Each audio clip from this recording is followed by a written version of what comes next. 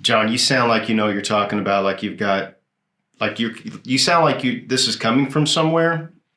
Like you might have some experience in this. what?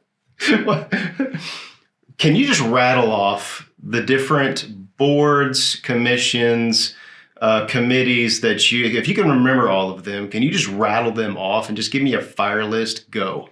Okay, 2011, I was coerced, if you will, into accepting an appointment on the City of San Angelo Development Corporation Board. Yeah. That is an independent corporation parented by the City of San Angelo. Mm-hmm. Its board members are appointed by the council, but in fact, by state law, it is an independent corporation. Yeah. We have a lot to talk about that. But no, keep going. Keep going. Okay. Next. I served on that board for a number of years until they instituted term limits. At the end of that most recent term, at that time, I had to step off the board, but the city loved me.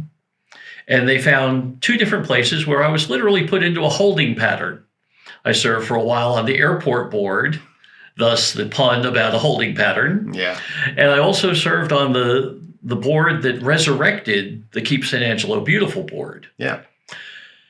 After having spent a little over a year off the board, I met the requirements to be reappointed to the COSA DC Board of Directors. Right on, man. That complied with the term limits ordinance that we enacted. So these aren't like small-time boards and committees, man. These are some like pretty high-level conversational committees and boards and regulatory bodies. Yes, the City of San Angelo Development Corporation spends the half-cent sales tax. Yeah. That's collected from all purchases. Yeah. So it's not just the city residents who help fund that half-cent sales tax. Yeah. All the people from the surrounding communities who come to San Angelo as their marketplace pay that half-cent sales tax.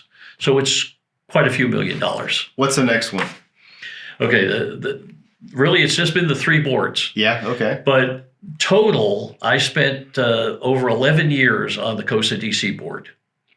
At the time I left the board, I had been on it for more than half of the existence of the COSA DC itself. So would you say that you know what's happened in San Angelo and you can see a clear future that would benefit everybody in San Angelo, not just your district? Absolutely. I believe I have the clearest picture of all the candidates for city position, whether they be any of the single member districts or even the mayoral candidates. Even the one mayoral candidate who currently sits on the council, he has never been to the economic development training.